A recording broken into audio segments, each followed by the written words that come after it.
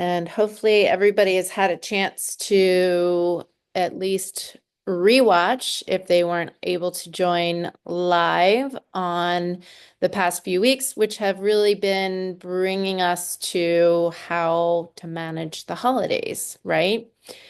We know they are challenging times because of family, friends, obligations, parties, dinners, all of the above, and especially challenging if you're on a health quest, so to speak. So tune in on those if you haven't seen them yet.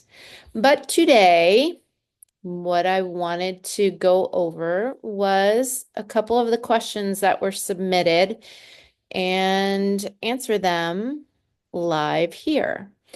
So the first question was, why does my weight fluctuate so much? So there are lots of reasons why our weight can fluctuate.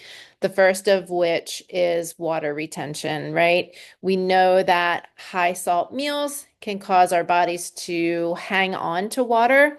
Also, our carbohydrate intake. I do believe it's like 3 pounds for every so many grams of water weight that we hang on to when we are eating more carbohydrates than we normally do. That can lead to excess water, as carbs actually store themselves with water within our bodies. Additionally, hormone changes. So if you're still getting your period or if you're having any kind of hormonal imbalance during menopause or perimenopause, that can lead to water retention. And ironically, not drinking enough water can cause your body to hold on to fluids. So drinking plenty of water can certainly help. Again, I mentioned those hormonal changes. So many things going on with the hormonal shifts that are occurring during our body during this time. But even if you're not menopausal or even perimenopausal yet, your weight can fluctuate during your cycle as well, just due to what's going on with your hormones. Also, digestion and gut health. If you are in a calorie deficit, first of all, and you are not eating a whole lot of carbohydrates, your protein has increased, your body is going to be absorbing a lot of the nutrients that you're taking in. So you may not be moving your bowels regularly. Constipation can occur at times, and that could add to temporary weight increases. If you eat a large meal or a meal that is high in fiber, that can also increase your weight until that digestion process occurs. And of course, gas and bloating. So gas and bloating can result from eating different kinds of food. It can also result from stress. It can also result from eating very quickly and also changes in gut health. We don't have as many of the same digestive hormones as we're aging as we used to when we were in our younger, even 30s, even early 40s, prior to that whole perimenopause time frame. Let me just check if anybody else has jumped into Zoom. I think we're good. Stress levels. Chronic stress can certainly cause your body to retain water and also make it harder to lose fat. So the fact that we are having the stress that again is chronic can increase your cortisol levels, which can cause you to retain water as well. And that stress may lead to higher calorie choices that can affect our weight fluctuations.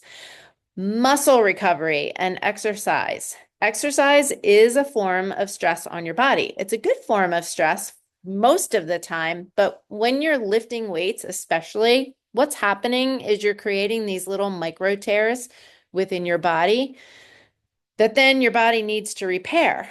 And if you're improperly recovering, you're not giving yourself enough time in between workouts, it can cause your body to retain more water as part of that recovery process.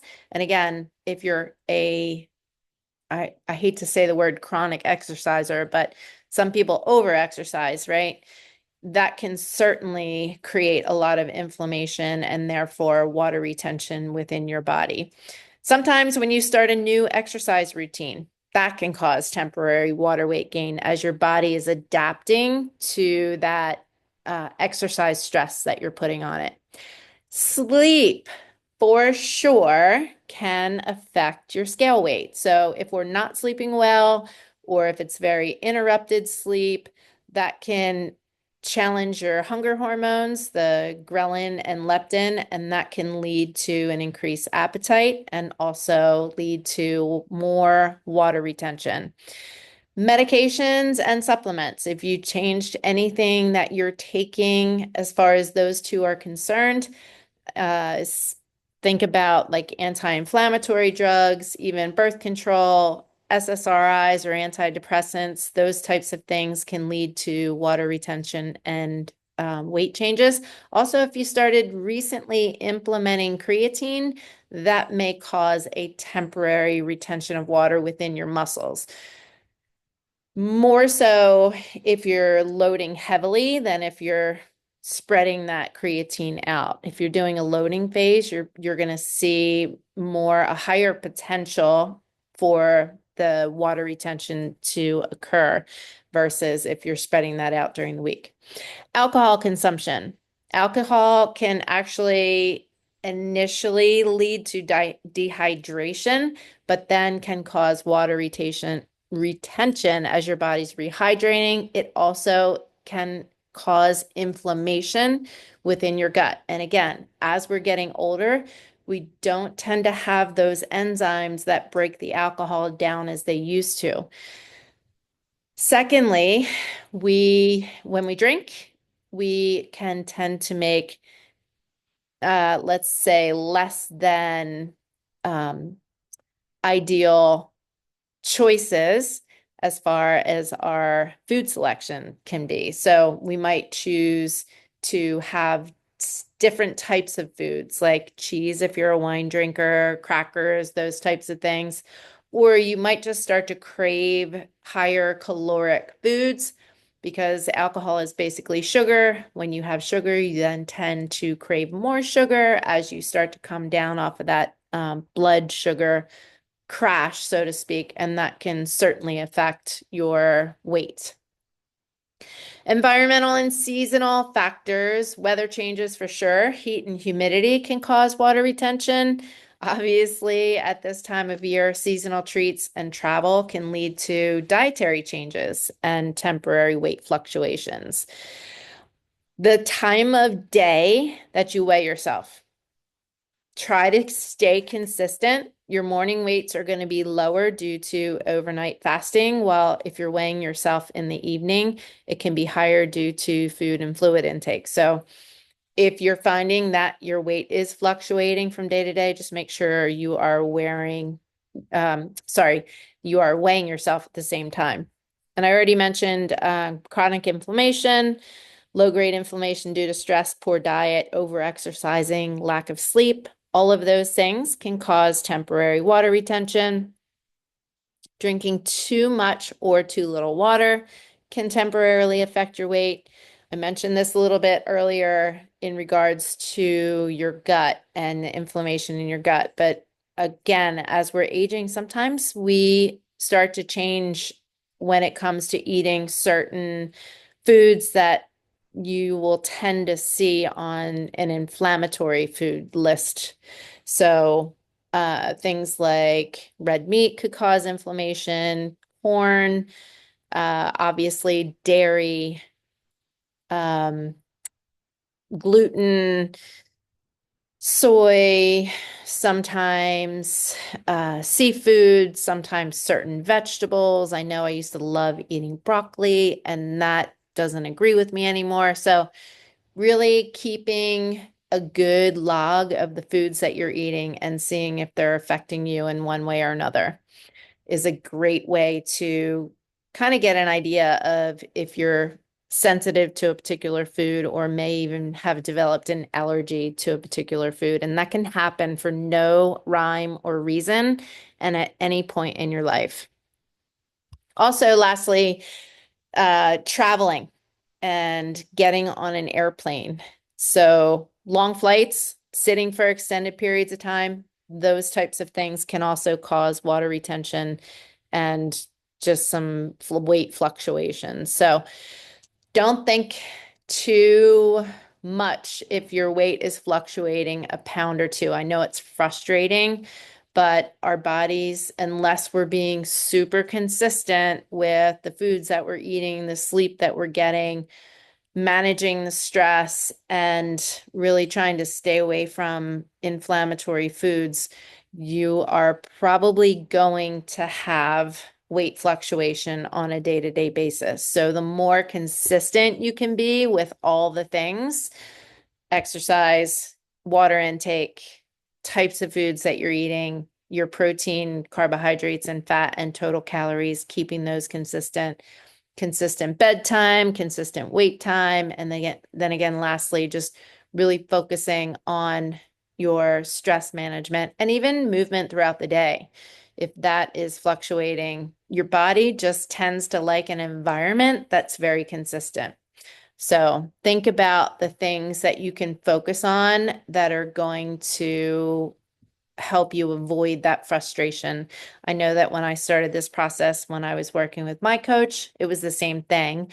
And then I just started getting myself dialed in to the point where my body was like, hey, okay, I know what she's going to throw at me today. So I know how to digest my food. I know how much recovery time I'm going to need. So the more regimented you can be, the better the consistency in the scale weight. So just keep that in mind if you are one of those people that tends to get frustrated when you see that scale weight popping up and down. It's just one of those things that and that's a great reason to jump on the scale every day and then analyze what your lifestyle factors look like so that you have an idea when you do jump on the scale and you're like 5 pounds heavier from one day to the next. There's no way you can eat that many calories. You would have to eat 3,500 calories during the course of that week over the amount that you're burning during the course of that week to gain a pound of fat. So it's water retention most of the time then, or, constipation or any of those other things that I mentioned earlier. That's really what's going on as far as your scale weight is concerned. So try to focus less on that number than asking yourself, am I being consistent? Am I doing the things from day to day that I'm telling myself I'm going to do in order to reach my goal? So hopefully that answers that question pretty well. As far as the next question was, how do I get my workouts and steps in while I'm hosting for the holiday during a very busy time at work? There are 24 hours in a day, so you have to block your calendar, schedule out all the things that you know you have to do. Obviously, work is your priority. Sleep would be your next priority. But then really seeing where am I utilizing my time and where can I fit even a 15-minute workout in? During these times where everything is just crazy, a little bit of something is going to be better than a whole lot of nothing. So think about ways that you can get those 15-minute workouts in. And maybe sometimes you're doing 15 minutes in the morning and then you discover, hey, I've got another 15 minutes at night. Maybe I'm doing lower body in the morning and upper body in the afternoon or the evening when I have that time. Just never feel like you have to get that full hour workout in. Anything is going to be better than doing nothing at all. So hopefully that helps. And there may be a period in your life where you just can't make it work. And in that case, think about ways that you can even incorporate, okay, while I'm waiting for dinner to cook. I'm going to do some push-ups and some planks.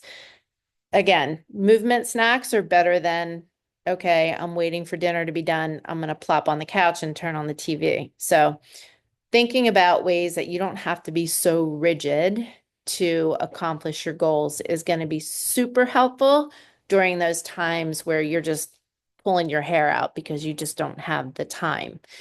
So, next question, how can you meet fiber intake while you're in a calorie deficit and your protein intake is high? You want to prioritize high fiber, low calorie vegetables. So think about examples would be broccoli, spinach, kale, zucchini, bell peppers, cauliflower, asparagus. Try to get at least a couple servings of those non-starchy vegetables at each meal. Adding fiber-rich fruits instead of drinking the orange juice, have the orange. Just try to have it with some protein and some fat as well, not just eating the orange or the apple. Examples of, again, good fiber-rich fruits: berries, raspberries, blackberries, strawberries, apples, pears, and oranges. Incorporate legumes and beans. If you're not sensitive to those things, that is a food that some folks can be sensitive to. And by that, I mean, you might find that they make you very gassy or bloated. So just keep that in mind. But lentils, black beans, chickpeas, edamame, those things are good sources of fiber. You can throw them into a side dish. You can mix them into salads, soups, stews. Choose high fiber carbohydrate sources. So we want to be careful about that because they tend to be not just high fiber, but high carbohydrate sources. A lot of them, some of these have a little bit of protein in them as well, but we just want to monitor how much of these things that we're eating, but still better to have these types of carbs versus refined carbs. So some examples would be quinoa, oats, brown rice, farro, and then the whole grain breads and wraps. Excuse me. Fiber boosters, taking a fiber supplement. Just my least favorite type of fiber supplement is like the gummy kind because it's high fructose corn syrup. There's a lot of sugar in there. Try to pick something like psyllium husk or take a capsule fiber supplement.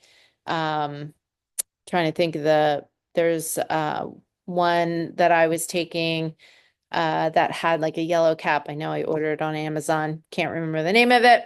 But fiber is really important for your cholesterol, which is why I started supplementing with it. I now have gotten a supplement from my Eastern medicine doctor, plus I'm taking berberine. So that's how I am trying to incorporate that. But you can also use chia seeds. They have a lot of fiber. Add those to smoothies, oatmeal, yogurt. Flax seeds are another one. You can sprinkle that onto salad, put it in your protein shakes or into baked goods if you make them. Again, psyllium husk. They have psyllium husk capsules as well. If you put psyllium husk into your shake, you just can't let it sit there because what happens is the water gets absorbed and your shake becomes too thick.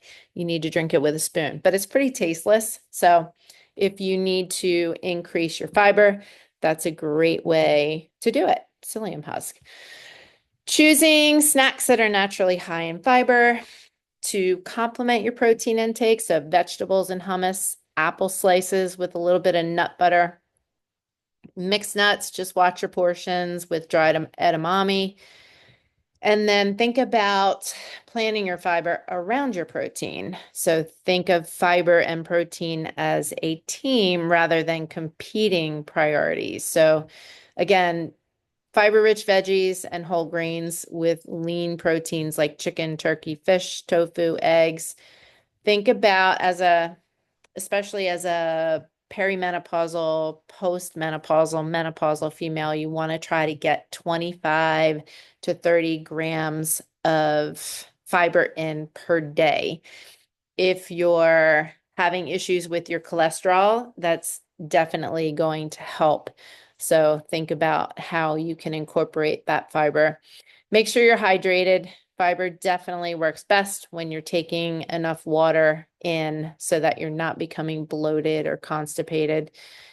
Some examples for breakfast would be like scrambled eggs with spinach, tomato, mushrooms. I'd like to do 1 egg with egg whites, slice of whole grain toast.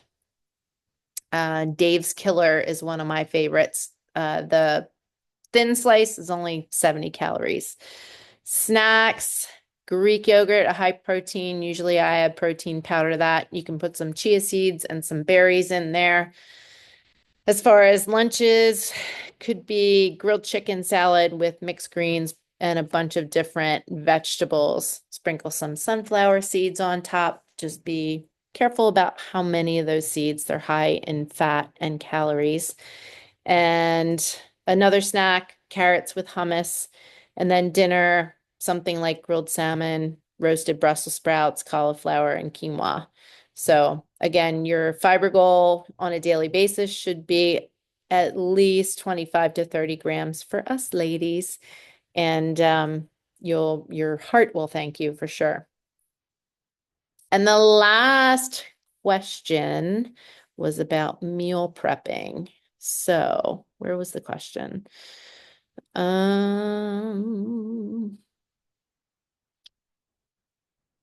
I lost it. Hang on 1 second. Let me see. Scrolling down. I think I'll just wing it here, but the question was about meal prep and how to do it quickly and simply. For me, I typically am home, although I am out 2 days a week now during the day, but not for too long. Cook in bulk. Cook all your proteins different ways and have them available to you so that when you are getting ready to cook a meal, that you can just kind of throw it together with different sauces or even just with, I think I mentioned Trader Joe's has a holiday vegetable medley, which is really nice. Sweet potatoes, butternut squash, red onion, some spices, simple. Or get your vegetables, pre-cut them, pre-wash them, have them all ready to go so that you can just throw them together with your meal, especially if you're working during the week. Who has time to come up with these elaborate meals? Use the shortcuts. Frozen vegetables are good too, especially if you're throwing them in a stir fry. Easy peasy. Rotisserie chicken. My kids always used to make fun of me for having rotisserie chicken all the time as they were growing up because I was working and running them around. It's an easy thing. And Costco, I think Sprouts does it. I don't know about the other stores. They actually take the chicken off the bone for you and you can buy it in a container so that you can just bring that home.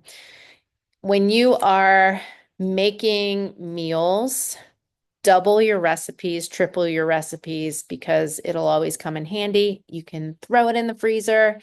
And then, especially, I like to do that if I'm going away for the weekend and I still have some meal preps left over from the prior week that I hadn't used. Stick it in the freezer. Usually, mine is separated into protein, vegetables, and fruits. Fruits, can't really reuse them, but they're great in your protein smoothies in the morning. So think about shortcuts like that.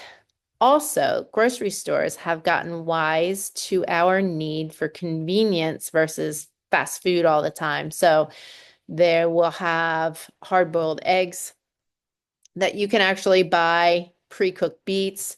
You can find usually pre-cooked salmon, chicken. Great places to go that I know of are Sprouts and Whole Foods. Whole Foods has a great deal. I think it's like 10 or 12 bucks. You get a decent sized protein and two sides. So if you're out and about and you want to just quick swing by the grocery store, Wegmans is another one that has a really good selection of pre-cooked foods. Sheet pan recipes are great. Cook it all at once in the air fryer. It's fast, it's easy.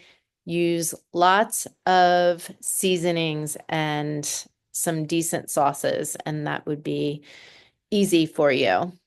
And again, just divide ingredients that you've already cooked into portions immediately. That would be more like meal prepping versus bulk prepping. So you just have those meals ready to go, especially if you work. It's an easy thing to do. Slow cookers and Instant Pots are awesome. I use my Instant Pot all the time. Think about how you can create minimal ingredient recipes. There was a great book at some point that I came across where it was literally 6 ingredients for your meals.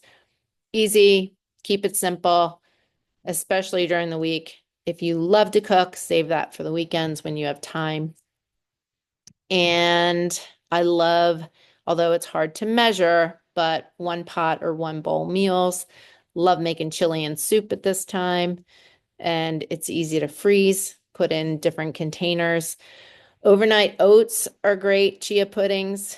Overnight oats, you don't even need to cook. Stick everything in the jar, line your jars up, put it all together, stick it in the refrigerator, and you're good to go.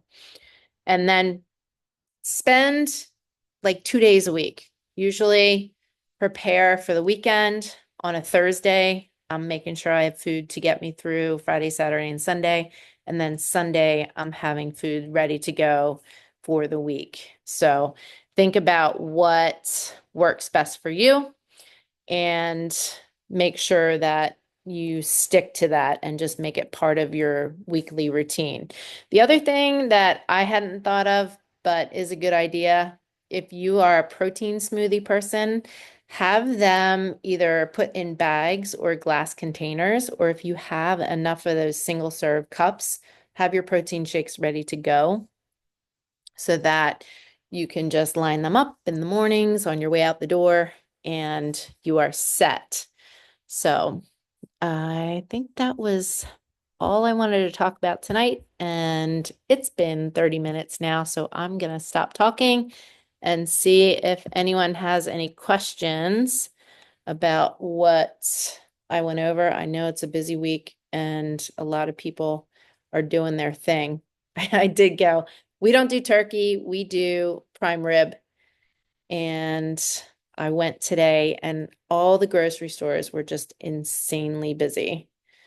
So I'm sure folks are prepping for 2 days from now. Just going to jump in here, see if there's anybody that had any questions. Prepping for 2 days from now. Just going to jump. Oh, no questions out there, no comments. If you are watching this and you're watching it on the replay, if you have any questions, just post them in the comments and I will get back to you. And without further ado, I'm going to pause the recording, and